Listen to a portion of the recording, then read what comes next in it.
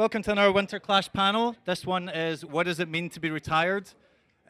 Normally in this sport, we focus on people who are at the forefront of the sport, people who are putting out sections, winning competitions, and generally being at the forefront of the culture. What we don't normally talk about is what people do after. So how they transition into other jobs, if they move out of the industry, or what prompts them to decide to stop their pro skating career. Billy's tomorrow.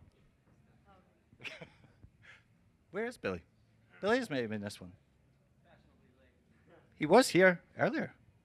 Billy, you in the room? He's not in the room. He was here, like. Nope, he's gone.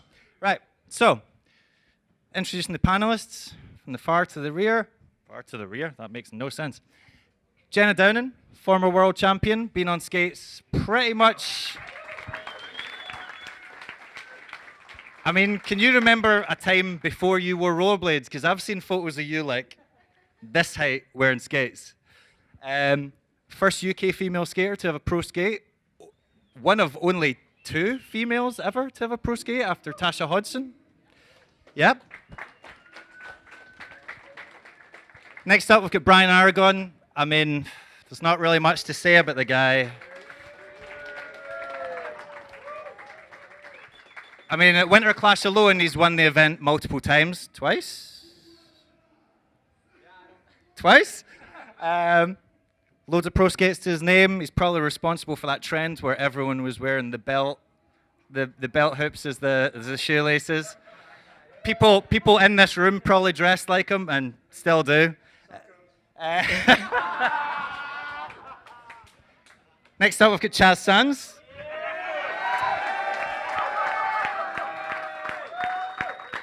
Who may or may not have had too much to drink today, but we're going to find out. We're going to find out. Chaz was the first skater from Scotland to have a pro skate to his name. He had multiple skates with Salomon. 1 skate with Razors. He was due to have a second skate. The prototype was around, but it never came out. If you want him to talk shit about Razors, he'll happily do it on a one-on-one basis. Arguably one of the best handrail skaters of his generation. Loads of people's favorite skater. Brian, you don't count. You were good at Everton. You don't get to just claim handrails as well. And in his later skate career, basically filmed about 500 edits at Unit 23, making it probably one of the most famous skate parks in the world as a result. I mean, everyone across the world knows what Unit 23 is because of those sections and competitions. Last but not least, since Billy's fucked off somewhere, you should know where your co-host is. Fabiola da Silva? Yeah, it is. One of the most, actually not one of the most, the most prolific female rollerblader of all time. So many X Games medals to her name. You were so dominant in female rollerblading that they made you compete against the guys just to even it up a little bit, and you still ended up in the podium. Yeah. So, now you're too busy just kicking people's ass in the gym. So it's, you know, either way, the domination continues.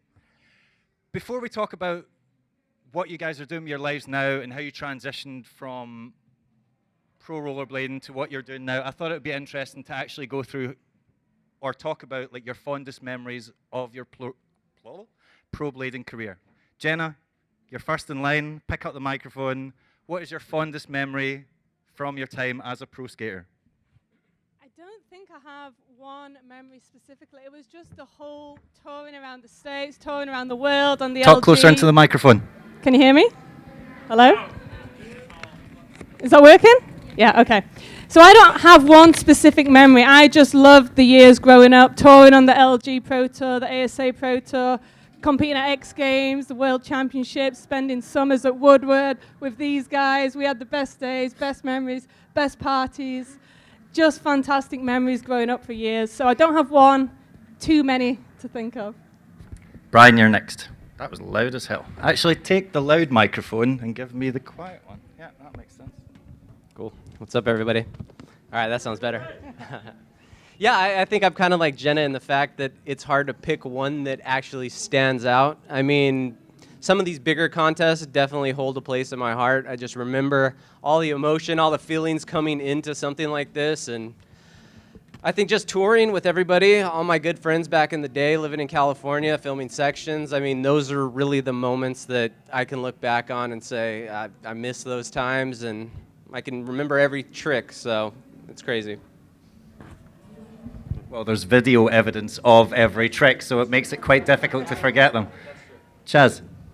Very similar to these guys. Like, my career was like, I think the very early ages of my career, especially with the Salmon days, was like very prolific for me. Having a pro skate was like a big deal for me. So there wasn't like very many people in actually the industry who were having pro skates at that time. So By the time you had a pro skate, you were like one of the first in the UK. I mean, well, no, I mean there was already Ty Brissett. that's what I mean. Like you were one of, like Ty Yeah. had one. Like you were one of the first. Yeah, so it was a big deal to me to have that, and you know, so it's quite iconic for me. I wouldn't say it was like the highlight of my whole career, but that was one of the moments that really sticks out to me. To say that's a huge achievement for me personally, but it was very nice feeling for me. Fabiola? They already said everything, but I think it's very cool to do something that you love and just be able to travel the world and just have fun. I felt like I was just a kid, just skating, and you know, and everything happened so fast. But every year it was a different achievement, and I'm very happy to be part of this. And I don't know, as they said, every moment was special for me. I don't have a specific one. I just took every day as a special thing because I never thought rollerblading would take me this far. I don't know. I never thought I was going to be here. So it's just amazing. Okay. This question is, you might as well keep the microphone. It's directed straight at you. Oh, yeah? Okay. When you were at the top of the sport, you were basically competing in things like the X Games and the ASA.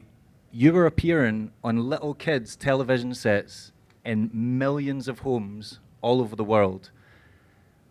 What were the kind of like opportunities you got as a result of that? Because like you were getting you were like a really young girl, Yeah. and the TV crews were loving that. And I lost count of the amount of times that people were like telling your life story of coming from Brazil to the US to compete and just basically dominating the competition. Like, what opportunities did you get as a result of that? If it was either through companies or through traveling to like just insane places that you never thought you would, or whatever you think. Man, I don't know. Everything happened so fast, and I was so young. I didn't even speak English back in the day. But I always say, I think I was in Billy. Oh, yeah, Billy, you're here. Welcome, Billy. You're here. So, In true fashion. In true fashion. As a so- result, you don't get an intro. Right, we're going back to Fabiola. Sorry. As I was saying, I never thought I was going to do all these things in such a young age, you know? So I think I was in the right place in the right time, but I never expected anything. I just love rollerblading. So I took it day by day. And of course, like I was very excited to be in America and travel the world, you know, and make money. And I never thought that my life would take that way, you know? So I feel very blessed to have all these opportunities my way. And then I just took, you know, I kept going. And then I got sponsored by Rollerblade, and then all these things happened. Of course, after the X Games, it's such a huge event. But I was so young, I never thought that it was big. So I was just having fun skating. I think that's why I went that far, I think. Because I never took in a way that I have to skate really good, or you have to. I just skated because I loved. And everything was like falling in place in the right time. That's what I think, but That's interesting you say amazing. that, yeah, because you say that you never thought it was like particularly like crazy or didn't realize how big rollerblading is. I thought as a young child it would actually have the opposite effect on you, and you would think it was incredibly overwhelming because you go from being like living in a South American country to visiting the States, being on TV screens, competing in front of like tens of thousands of people. But you're saying, as far as you were concerned, it was just blading, and there just happened to be people there. To me, it was just blading. Like, example, my first interview, I was so shy in front of the camera because I was never being in a camera. But I think I let everything flow in a way that had to go. But of course, I was happy. Like, I grew up I wasn't rich when I grew up. First time I went to America, my parents didn't have money for me to go to the X Games, so I had to ask a sponsor of mine to take me there. So in such a young age, I started to make money, and I was very humble. I'm still humble. Like, that's one thing that I admire by myself. But I never forget the place that I come from. So everything was just falling. I was just following, like going with the flow, pretty much, and never forgetting things that was important to me, like family, and like even if I was famous or making money, I was the same person. I don't know. It's weird. Okay, that's a good answer. Two of the people in the panel, Jenna and Brian, I don't know if many people know this, but you guys also, while you were pro skaters, pursued further education. Jenna, you got, was it a law degree? Yeah, so I was always really keen to get an education as well as skating. Skating was never my, number one thing. I always studied as well, so I got a law degree, and I'm doing a master's in psychology now, and that's always been important to me to have a backup plan, because we get injured, this doesn't last forever, so that was really important to me, to have something else to fall back on. So I've always studied, I've always worked, as well as skating. It's never been my number one thing. So was it you were looking for an exit strategy from blading, or as in you just thought you just had a split interest? Like, as in, was it a calculated move, as in blading isn't going to last forever, or or did you just decide, I want to pursue further education? Not really. School has always been really important to me from being a young girl. I've always studied, I've always worked hard at school. It was when I tore my ACL, I didn't really know what to do. I was competing here at Winterclash, and it was a few months after I fell doing a backflip and tore my ACL, and I was out for 9 months and didn't know what to do then. And that's when I got into the line of work that I'm involved with now, speaking, mentoring, tutoring, and inspiring all the kids back in the UK to go for their dreams and go for their goals, whether you want to be a professional skater or whether you want to be a professional footballer or whatever you want to do, you can get there, and it's going to be hard and it's going to take a long time, but my mission now is to inspire every kid to believe in themselves, to go for their goals, and to never stop when it gets tough. So it's the best job in the world, because I get to combine my passion of rollerblading and helping kids and making a difference to their lives. So it's the best job in the world. Okay, and what about Brian? Was that was that a qualification in was it business you did? Yeah, I have my Bachelor of Science in business marketing. So you were home studying, was it like while you were living in the Razor's house, or? No. So school's always been super important to my family as well. My mom was a teacher her whole life. My dad was a professor at the college. So it was kind of like growing up, you do good in school, you get to have fun and do kind of whatever else you wanted to do. So when I graduated high school, I was going to go to a good school in Colorado, CU Boulder. Went there, saw where I was going to be living in my dorms, and that's kind of around the time when ASA I started doing well in ASA. But my parents still weren't really on board with the whole idea, like, you're not going to be a pro skater. Like, you're having your fun, yeah, you need to get in school. So when I graduated high school, went to community college instead, where I could have more opportunity to travel and do that kind of thing. So started doing that progressively, like skating just kept, started traveling more. I was having more sections, more opportunities. So kind of took a break from it, left it, and really just focused all my attention on skating. That's when it was like the everyday kind of thing.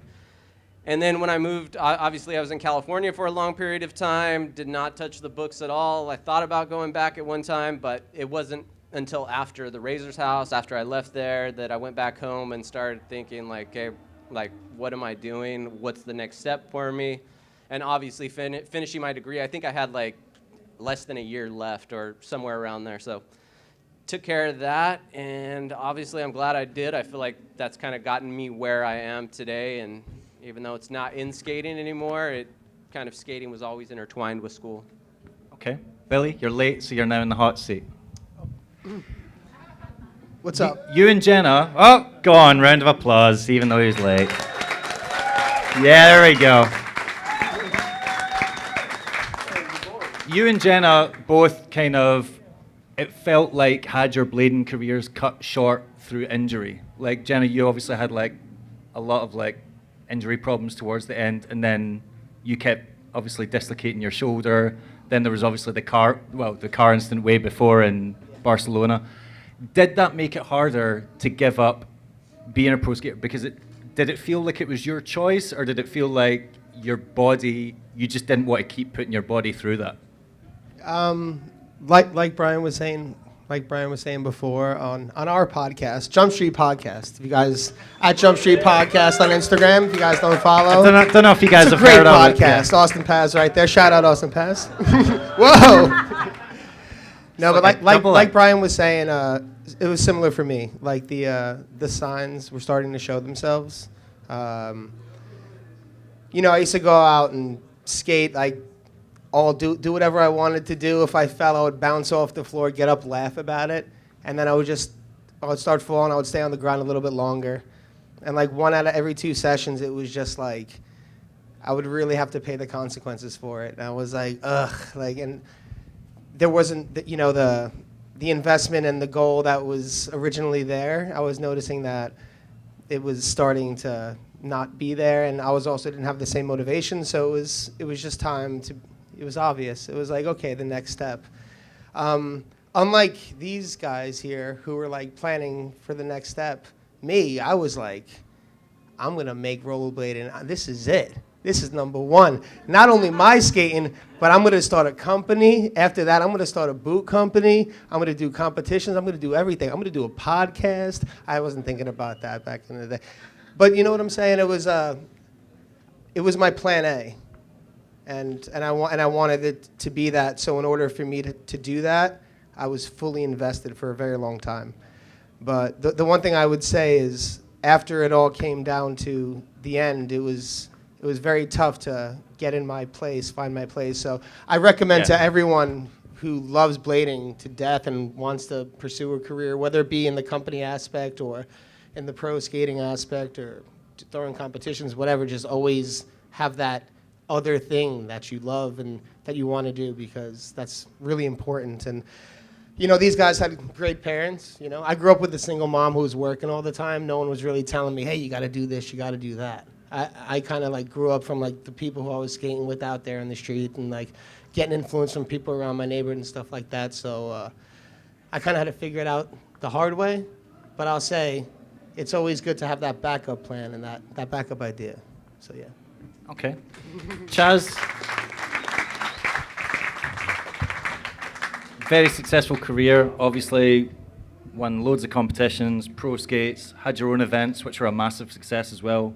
At what point in your career, or what indicators happened that made you realize I'm done, it's time to move on from this? I think there's like quite actually a lot of indicators that tell your body, especially your body, when it's time to be done, because your body lets you know before your mind lets you know. Because your mind lets you know, that makes you think that you can still do everything that you can do fucking 10 years ago, but your body reminds you 2 seconds later that you cannot fucking do that. There's no chance that it's happening. Says the guy doing flat spins last week.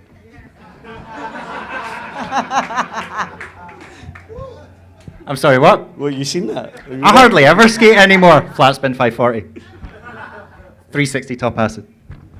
Disaster royale on a kink rail in the middle of Tenerife, probably with no health insurance. Billy, no health insurance. That's some kind of stalker, aren't you? What the fuck? I stalk everyone. That's why Yo-Yo got me to do it, because he knows I'm a dick. Nah, it's hard though, like for you.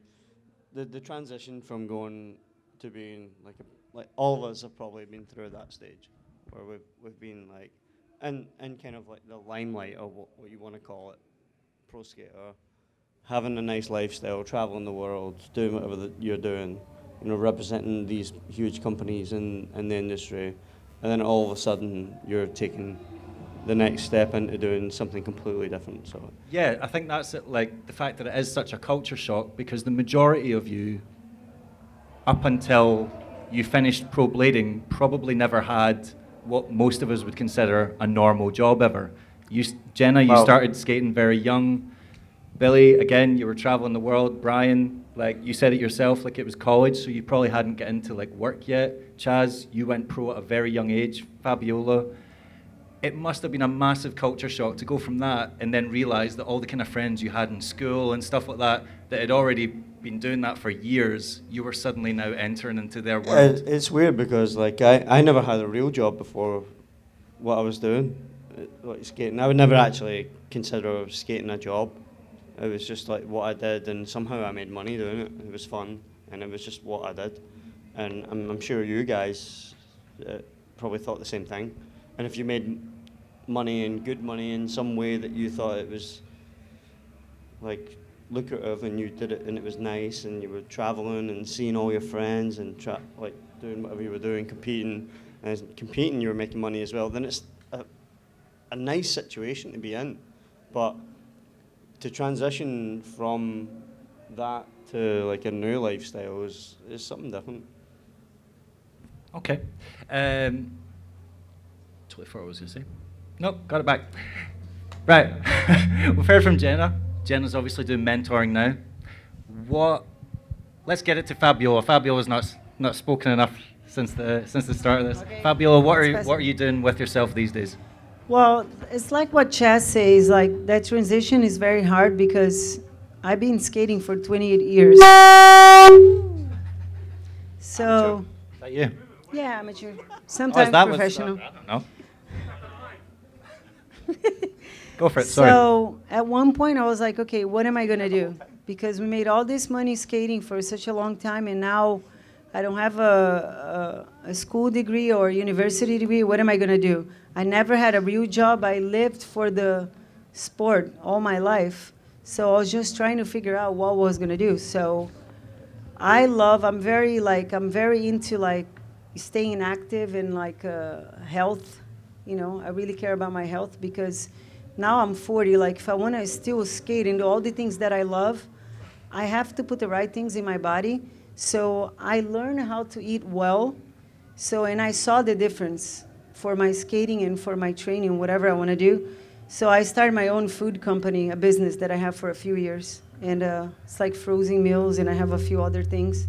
But I love cooking, and I think really people should realize how important it is. I'm not only saying for looks, but for health-wise, how important it is, the foods that you pick. I'm not saying you have to be extreme, like, okay, I'm not gonna eat a hamburger or whatever, but you just gotta choose the right thing so you can live longer, That's what I learned for myself, so I'm trying to pass that on, because if I see that worked for me, I know it's gonna work for people, And I have, my whole life, my mom was very sick, so I had the whole mirror in front of me, so I learned the good things, so I wanted to try to do different things, so I don't want to be like her because she didn't have the knowledge to know, because people today, they don't have the knowledge. Now, yes, how important it is, like now it's definitely a lot better the than it was. nutrition Awareness, and yeah. like the training. I see a lot of people that loves to train besides rollerblading, and it's very important. I'm not saying training is a hard word to say, but whatever you want to do, workout, whatever you want to call. But I think it's very important for you to stay healthy, if you want to do this long. That's what I think. But I work in a business, food business today.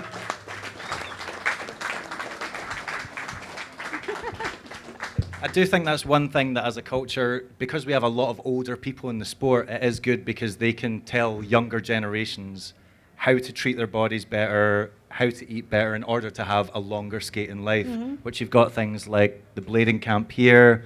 You guys have spoken about it extensively on Jump Street. There's skaters just talking about like stretching, doing yoga, like eating right in order to like give themselves a longer career.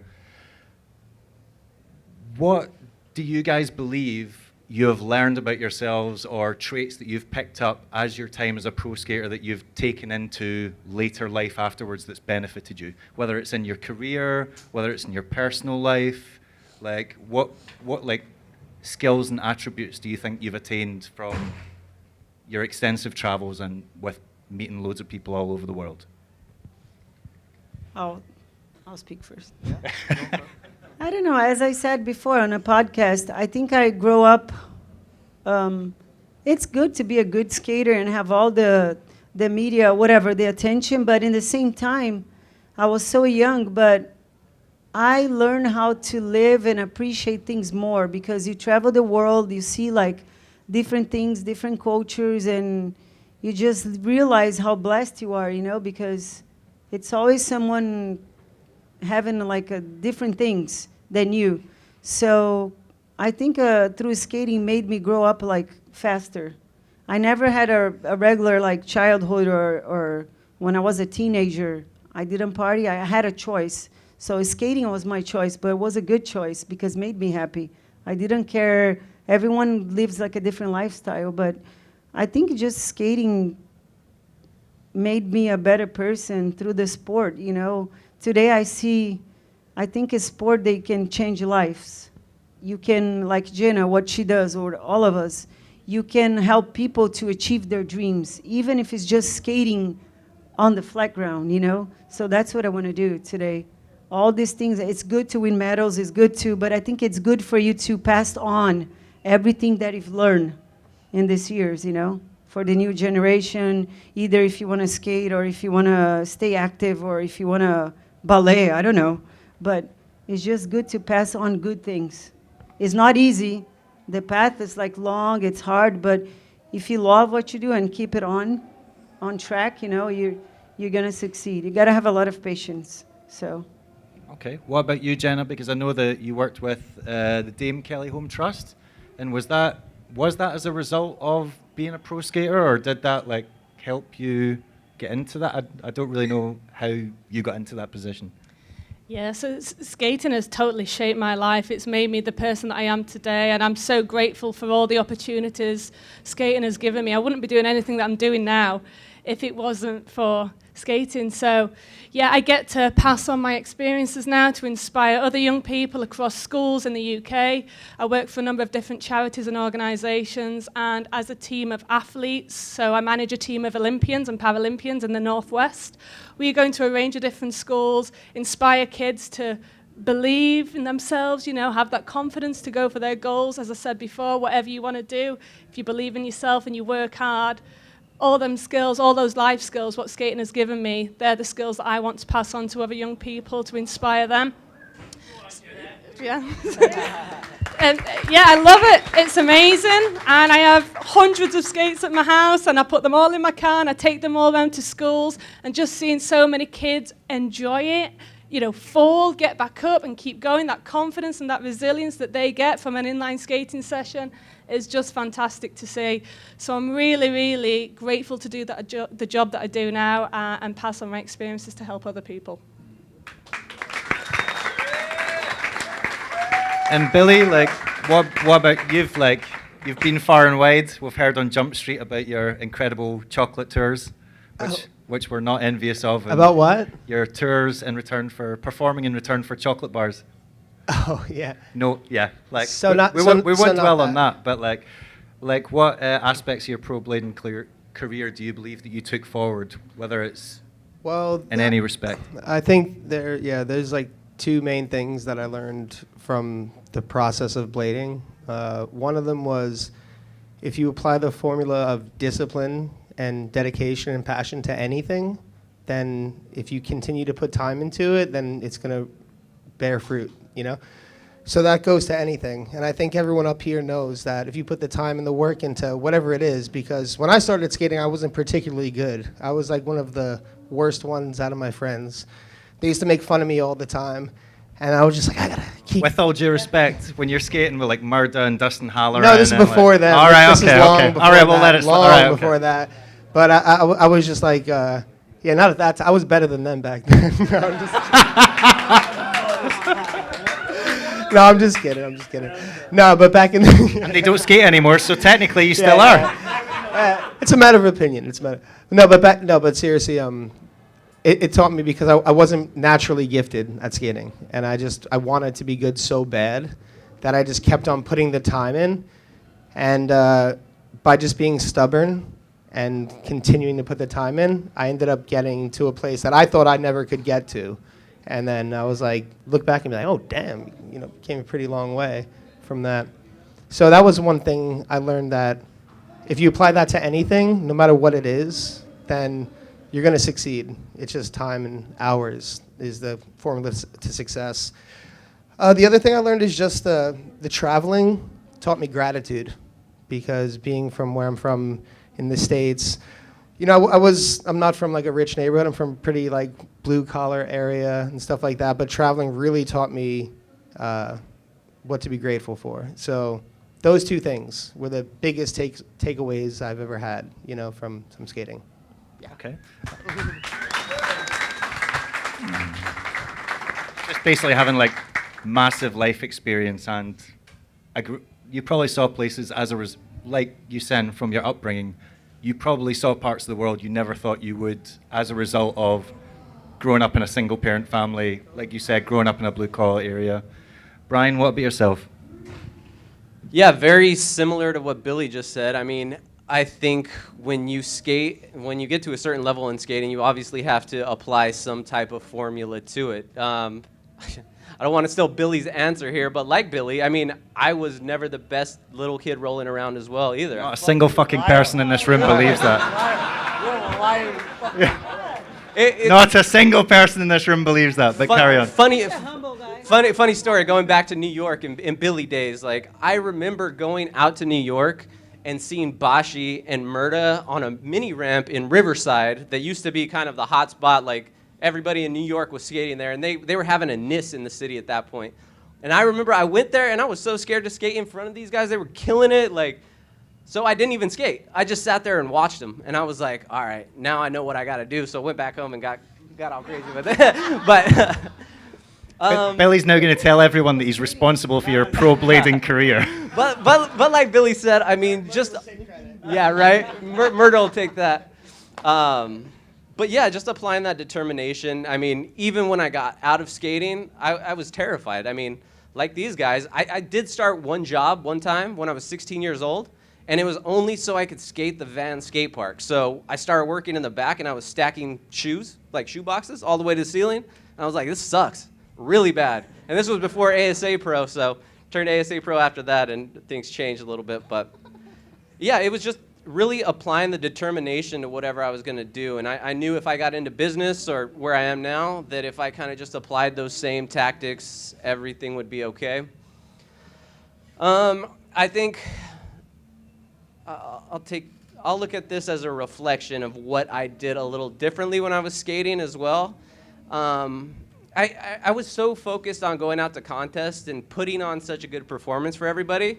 And I think I played mentally more into my own head. Like, I don't think people obviously expect that of me, but I do wish there was times that I enjoyed the moments a little bit more, if you will, and not actually going out there to just win a contest, And I think towards the end, it got to the point where I was like, okay, I have to win this. Like, everybody, if I don't win, I'm letting everybody down because they think I'm going to win. So I wish I could take a step back in some of those situations and just be like, hey, you're here, you're skating with all your friends, like, loosen up a little bit, have some fun, and be fun, be yourself a little bit more. So. But some might argue it's that professionalism that you applied to your blading career, taking it so seriously, not getting drunk before demos or competitions, like basically treating it like a job, that is what made you so prolific at what you did. Like, if you didn't apply that strategy to it, you might have had a completely different career. I think that's extremely true. Like I said, looking back... Drunk Brian next to the ramps is not winning the competition today. Yeah, that's right. But, that's how my career went. But like you said, I mean, that definitely played a big factor into it. Like I talked about in the podcast with Billy a little bit earlier. When there's so many good skaters around and everybody's kind of on the same level, it's really like the focus and the mental fight you have that can really set the difference, I mean, you see that every day in terms of professional sports you watch on TV. Everybody is good. Everybody deserves to be there. But if you're going to take it to the next level, you got to be mentally tough too. So. Okay. You mentioned like regrets that you'd had in your career, like basically like perhaps being so focused on the skating that you weren't appreciating certain aspects around it, or say surroundings or things like that. Does anyone else have regrets from their career, or not even regrets, just opportunities that you passed up that you wish you'd taken, or just things that looking back on now you'd wish that you'd cherished more during your time? Go for it. Yeah, I wish I would have picked up a video camera more, honestly. That's the one thing, because I see a lot of my friends who like just so good with the video camera skills, and I was like, God damn, I was right there the whole time. What the hell? So that's probably like the one thing for me. And other than that, probably wish I would have stretched more, take care of my knees. That's better. Anyone else? No regrets for me. I think, every opportunity missed is a learning curve, and you grow and develop and learn from it. So I wouldn't change a thing. The injuries, the bad times, the struggles, the hard work, that's all helped to make me who I am today and make me more determined than ever. So the tough times have made me stronger. And the fact that you met your husband through it. Yeah, that was nice too. See how I give you the plug there, Matty? That's right. Get embarrassed in the front row.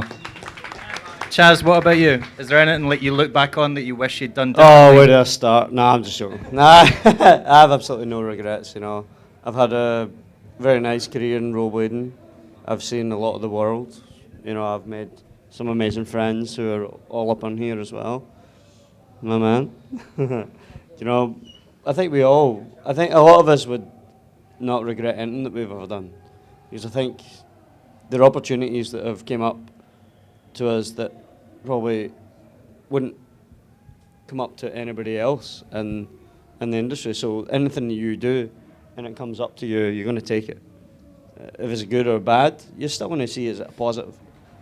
And to me, any opportunity that ever came up to me, I looked at it as it was a positive. So, okay, no regrets.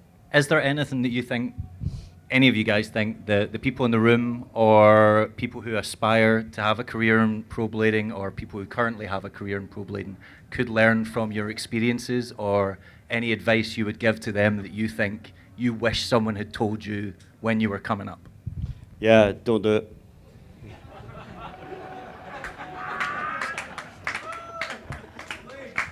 You mean as in don't do it professionally, not as in don't Absolutely do it? do not. Don't look at it as a career goal. Billy, what the fuck are you laughing at?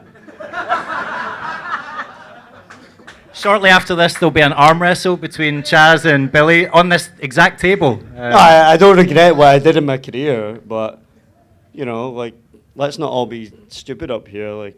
Obviously, it's took us to where our careers are now, but you cannot look at what we did as a foreseeable future.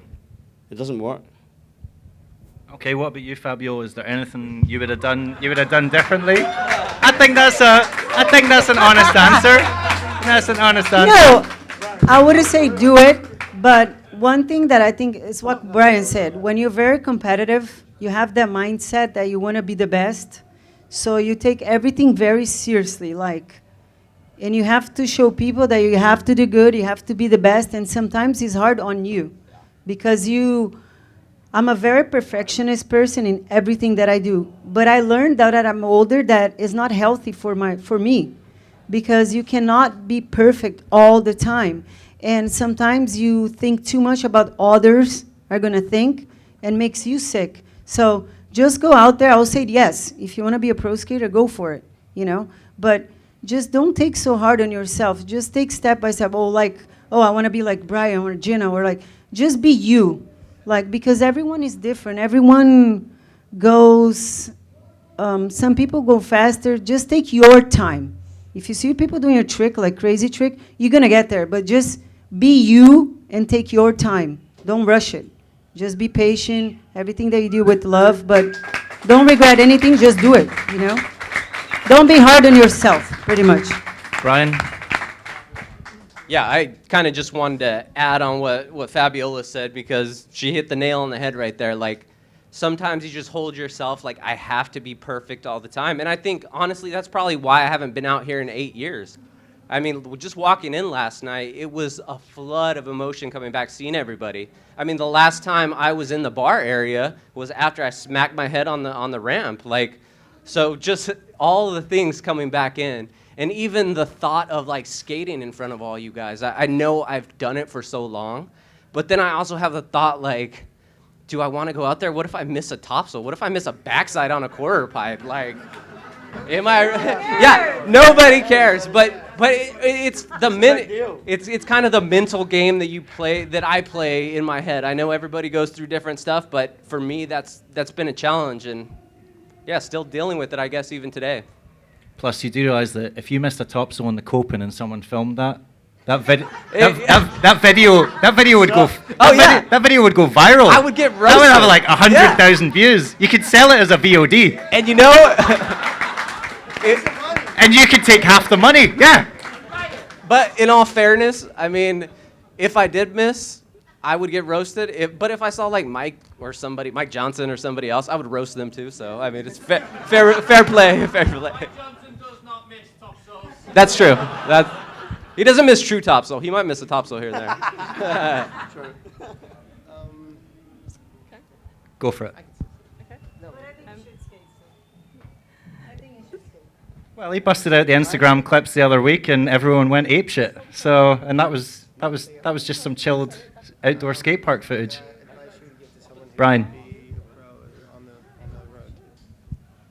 Okay, cool. So I would say always have a backup plan, always have other interests, other passions. For me, I've skated for so many years, since I was 7, and I've loved it. It was always a huge passion of mine, but then I kind of lost motivation for competing.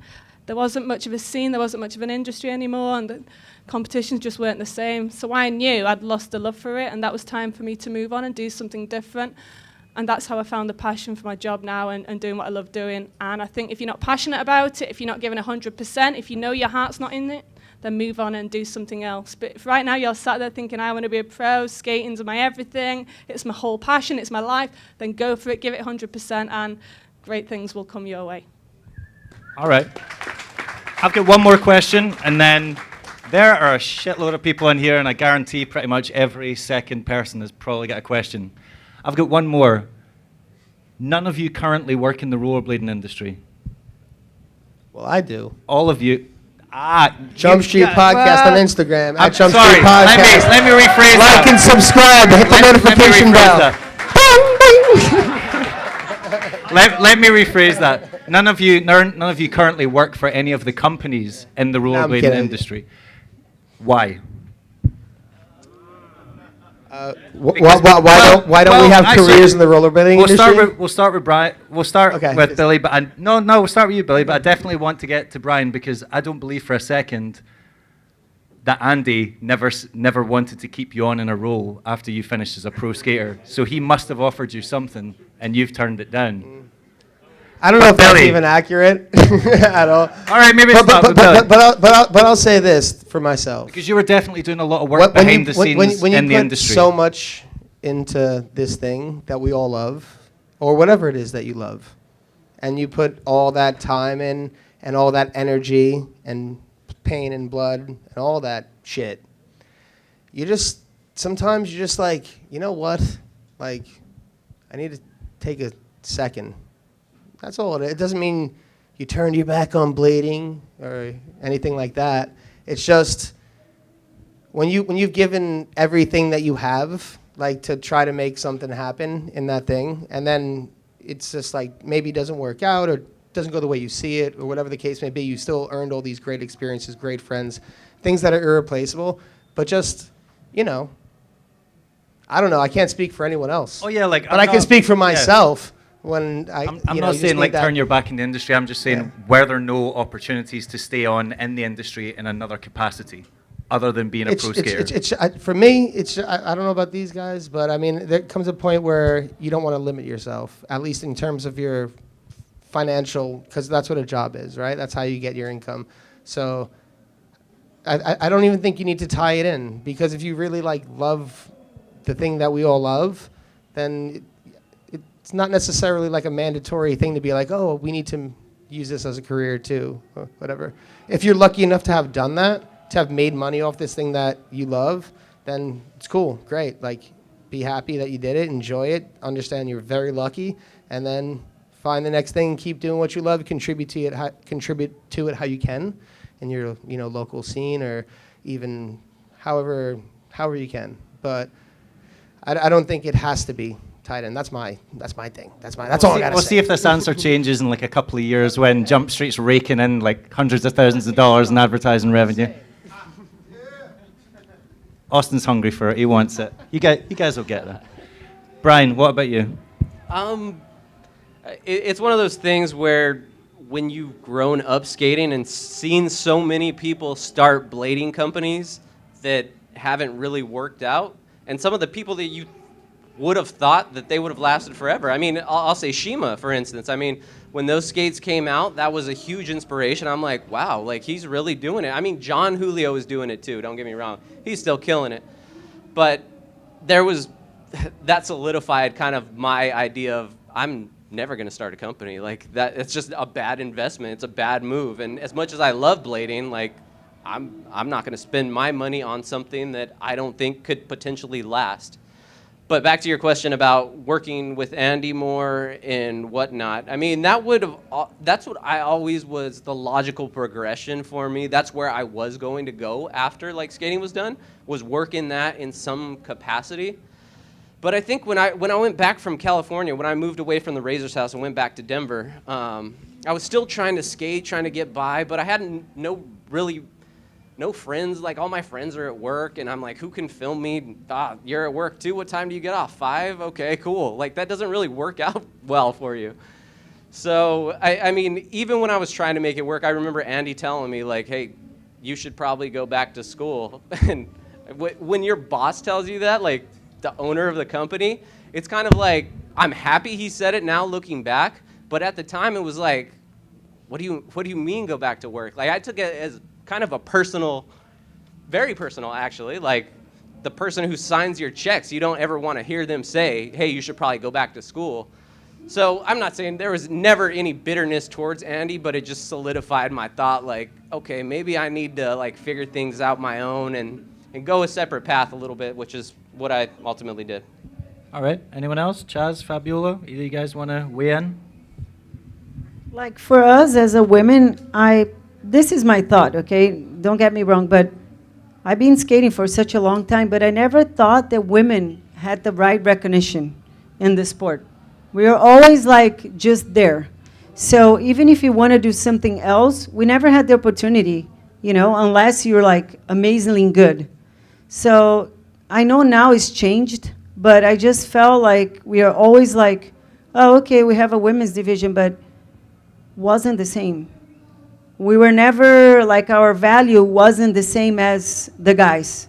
That I didn't care, seriously. I love rollerblading. I don't give a damn. If someone tells me that I cannot do it, I'm going to do it because I want to prove that I want to do it, that I'm good. But I just felt bad for the women because we need that. We need the support from the rollerblading, companies, the rollerblading people, as much as the guys. So. But I'm really happy these days it's changed. I see a lot of like progression, and I'm happy for that. I'm happy to be here. But I always felt like we never had enough, So how are you going to motivate people if your own companies are not pushing yourself, Because we need that too. I mean, even if you're good, you need to be pushed. So that's what I think. I don't know about Jenna, but.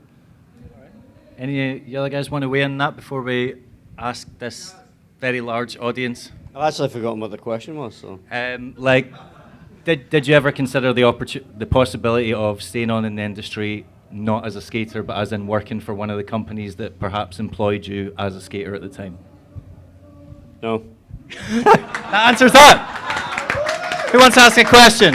We'll start at the front and work our way back. Anyone get any questions? There we go. Hi, thanks for the testimonial. That's great. Most of you are very competitive skater.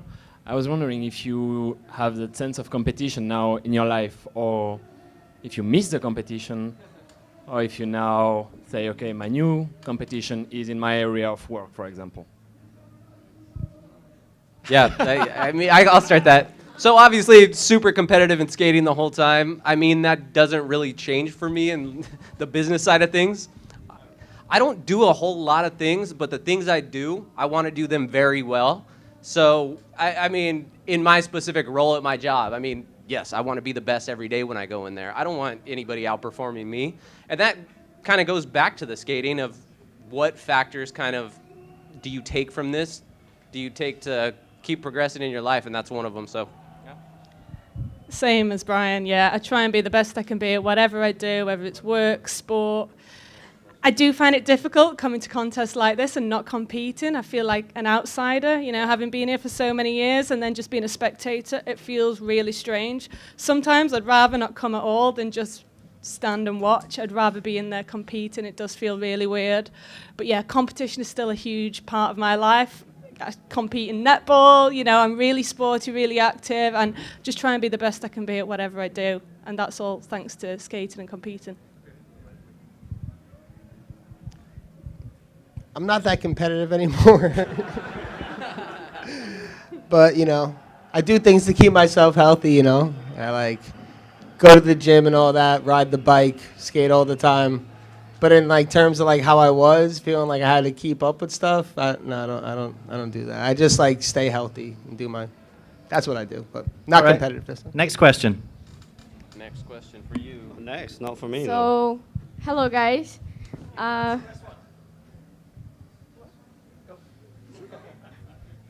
guys. My question are for the girls mostly. I wanted to ask you, how does a girl become pro? When does it happen?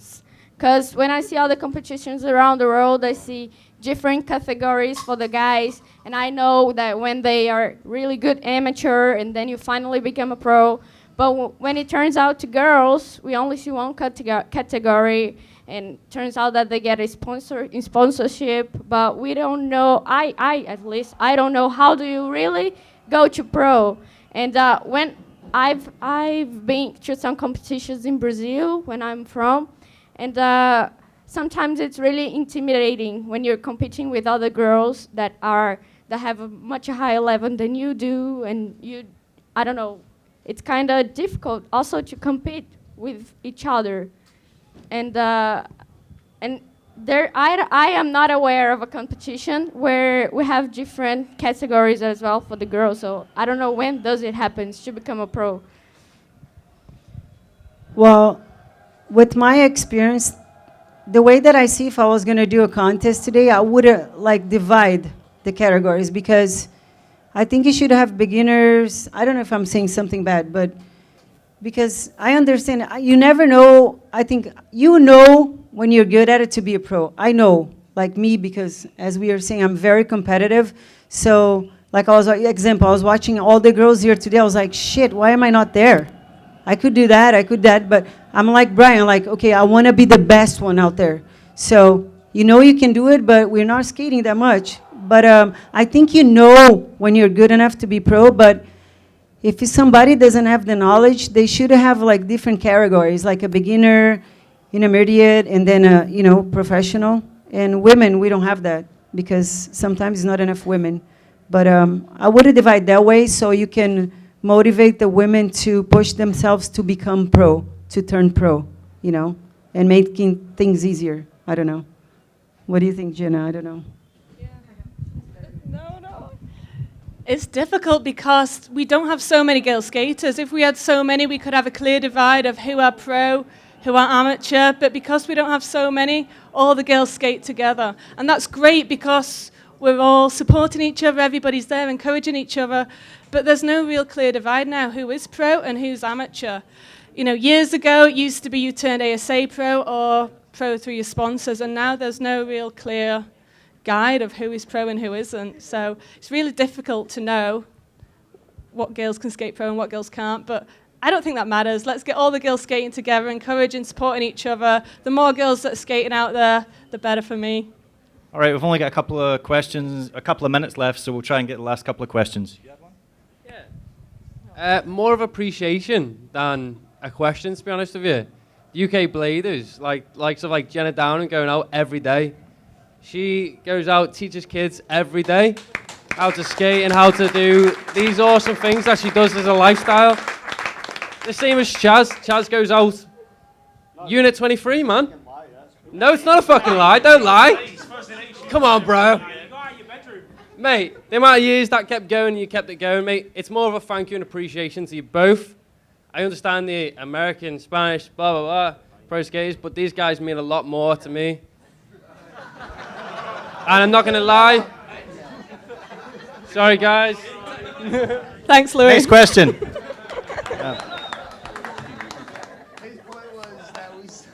Hi all. Yeah, I wanted to ask you a question, probably only not for Fabiola, because previously she told us that if she was probably asked if she will do this all over again, she will choose to do it again. So what about all of you guys, the rest of you? Thank you. Yeah, I mean, I'd do it again, for sure. Absolutely, no question about it. I mean, what we talked about earlier, I think I would have had a plan in place a little bit more and just add a structured piece to my life, because I could have done the exact same thing with another plan in place. Like, Murda is a great example. He's an awesome 3D editor. I don't even know what you call it. But I remember staying with him when everybody else was playing video games, drinking beers. Mike would have a thick book sitting next to him and just be going through it. Self-taught, did not go to school. So there is that time to do that kind of stuff. So I'm rambling. Let me stop. What was the question again? If you had the chance to do it all over again, No, would you choose to do it? I wouldn't do anything any different, because I feel like the opportunities that I've had personally, and probably some of you guys as well, it's been, out of this world. Like, I've visited countries and met people that if I didn't have those opportunities, I'd never have done that before. So, there's no way that I would even think about regretting the things that I've done, people that I've met, and actually the achievements that I hold personal to myself, the achievements that I've, done. And they're close to my heart, and I feel like everybody else up here has done, they've got achievements to themselves that they've done they will never regret. So these are things that are personal for all of us and for me, and I don't see how any of us could regret any of those opportunities that we took or would change forever. So Yeah, fully agree. We're going to have to cut it short. We're going to have to do it now because Brian has to get back to his hotel to check in before... Can we keep going or... You're the boss, I don't know. who's got a taxi number? Somebody got a taxi? Brian's the only one that needs to go. All right, okay. Right, we'll do a couple more questions, but we'll let Brian get off to get checked in, and then we'll do the Night of the Movies thing at 10, wherever it is. Thanks, guys. Yeah? Right, does anyone else have any questions? Go. Hello. Billy, you said you're not competitive in rollerblading anymore. You said you're not competitive in rollerblading anymore. Who's got the best podcast, and where would I find it on Instagram? Do you want the microphone? Chaz, give him the microphone. Tell me, Al, who is it? I mean... Tell me. I believe it's... I feel like something's popping off here, let me know. I believe it's Jump Street? Is it? Who? I believe so. Yeah, I'm sorry. Yeah. That was less a question and more a plug, but all right. Okay, go. Who else Hit the actually has a question? notification bell. Right. The notification bell. Just one question about what Brian said before about now, like when you get pro, you get to a level that you're really afraid of missing a topsoil. That also come back to one of the articles, like an interview with Murda years ago, saying like he was still skating, but he wasn't putting anything up because he has a sort of level that he cannot go down. Any like suggestion how to can smooth that out so when like you retire, we don't miss you guys, like see you doing tricks like you're now doing with Wow. Austin Pass. That's a good question. Like, skating and having tricks. Like, I don't care if you miss a trick, but like, just make the pros not disappear from our world. Honestly, give it up for that question. That is a good question, because I think that's something. That goes through like a lot of. It definitely goes through my mind. I know it goes through, like, as Brian said, it goes through his mind too. But when you like see yourself at a certain level and you expect a certain level out of yourself and you like put this much in, then it's kind of like it's hard to. At least for me, I had to go through a little process to rediscover the fun, because that's what you got to ultimately find in order to enjoy it again. Like, I'm sure Brian was doing this, he's an extremely competitive person. Chaz is an extremely competitive person. And everyone here, like these competitors right here, the top of the, world-class competitors, everyone here. Not me, but these guys. But I can relate in the way where just you expect a certain level from yourself. And when you get to the point where you're not really, it's harder to do that, harder to achieve that, you start getting more frustrated. And you go through, at least for me, I went through this process where there's a lot of frustration. I wanted to, and then I had to kind of let it go for a bit. And it was actually Miguel Camina, shout out Miguel Ramos, because he was the one who like taught me. He's like, oh, you don't ever want to forget the feeling of doing a fish brain stole on a quarter pipe. He's like, that's such a good feeling. He's like, you don't want to lose that. And after he told me that, I just always wanted to keep that feeling of the basic fun feelings that I fell in love with from the beginning, and I let go of what that whole I wanted to see myself as, and to kind of just what felt good and what I enjoyed. So like, yeah, that's mine. All right, we'll do a couple more questions and then we'll let these guys go. Who else would like to ask a question? There we go. Not really so much of a question, but I think going on what was asked there, like myself getting to grow up skating with Chaz, Quinny, Keir Lindsay, a lot of the Glasgow skaters, and seeing everyone not making a trick first time when you're so used to watching DVDs and it's nothing but hammers, hammers, hammers, but seeing the frustration of what you do go through when it's not first trick every time, I think for like, I don't know how to say it, but it was good seeing that in a sense, knowing it doesn't have to be like that all the time. So it's more just an appreciation, like seeing the dedication that goes into it, and that's inspiring. Seeing like go through it all the time. That was it.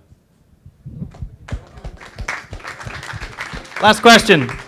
Oh, it's Mr. Onion himself, Dom Bruce. Actually, we've got two more. We'll give Dom and then go. Is there any problems you thought skating had at the time you were pro that you think still exist?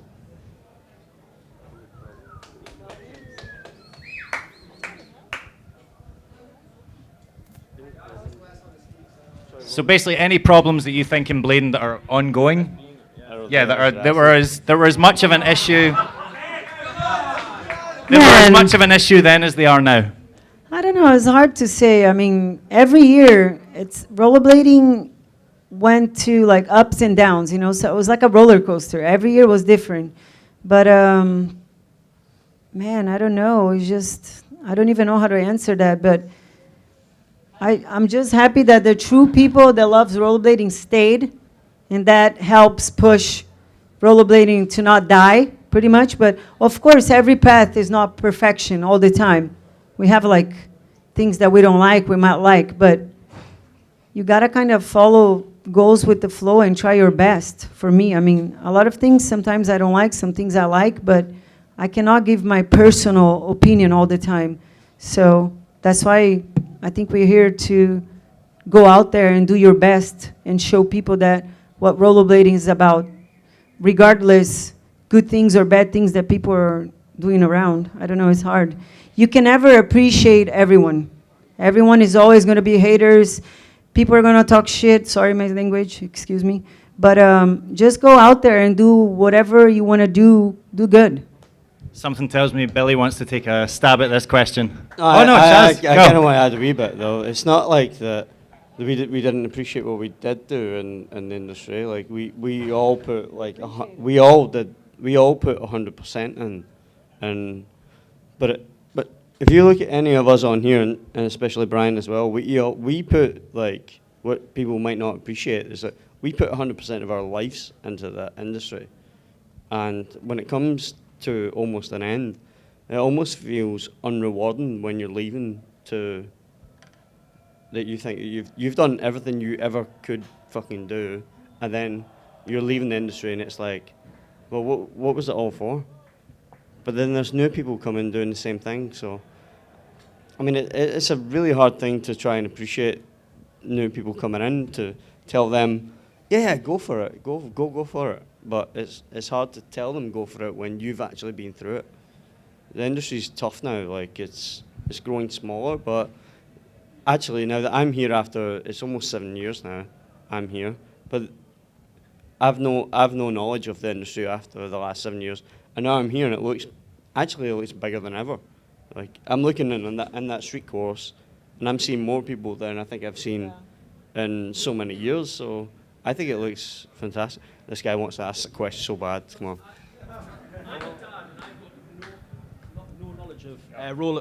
I've got no knowledge of roller skates, roller blades, or anything. Why are you here? And I have a young, yeah, because I have a young daughter that is like well interested in it. And when I listen to people like yourself, I keep thinking, do I keep funding her? Do I keep funding her? I wouldn't but say... The passion's there for her, so I keep funding her. If she loves it, then push it. Yes. But don't push it so much that she I don't push her. hates it for She it. does everything herself. I have Because no... push it, we are all up here as athletes who didn't have pushy Just parents. for dads, like, and for parents to understand.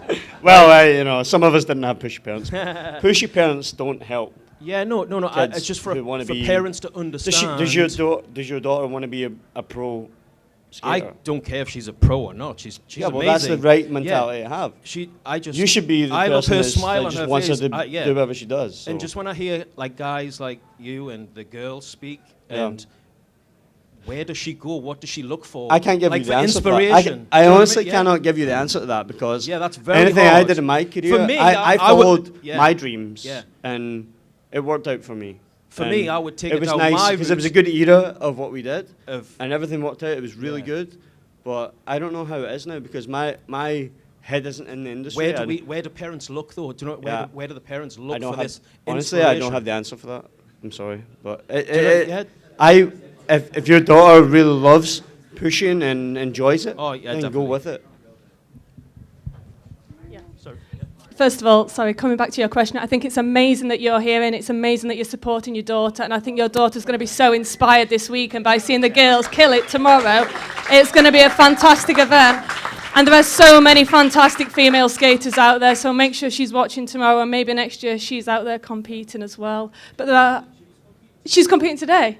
Fantastic. How did she do? Did she enjoy it? That's all that matters. And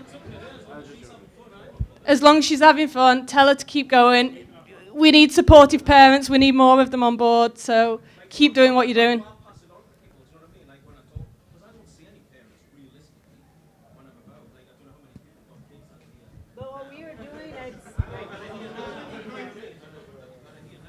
But I think this is a sport. This is a sport where any individual is good at what they express themselves. Anybody who's skating express themselves by themselves, so they don't need like a parent actually. And actually, some of us don't want a parent around. You can relate. But no, because I come from like a single parent family, and my mum was supportive of me, but I didn't actually need her around because I was quite motivated myself. But she was, if I wanted to go somewhere and she could afford it, she would help. But I see in many situations of pushy parents that after years they don't want to go with the situation. They're just like, yeah, it's too much. It's like, we call it soccer parents. Soccer mum, soccer dads, You know what I mean? Like, folk are like pushing their kids into I think, something like, that I think they he don't wanna basically do. mean, I think he But- means as in from but what from I'm appearance. saying is, like, if your kid really wants to do it and you want them to be happy and do what they do, then hell yeah, go for it. Like, it's going to be good for them. Exactly. Yeah. Well, you're going to be the exactly, and you're the guy. You're bringing them, so go for it. Through that too. Like if it wasn't for my mum, I wouldn't be doing anything. Exactly. Today. Yeah. It's the same for Absolutely. you guys, so we need more people like you. Yeah. Absolutely. You're a credit. You're a credit yourself. Absolutely. We've run way over time. We've only got 15 minutes until Night at the Movies with Brian Aragon at the Blue Collar Hotel. So we're going to wrap it up. Just round of applause for our panelists. And thank you guys for coming.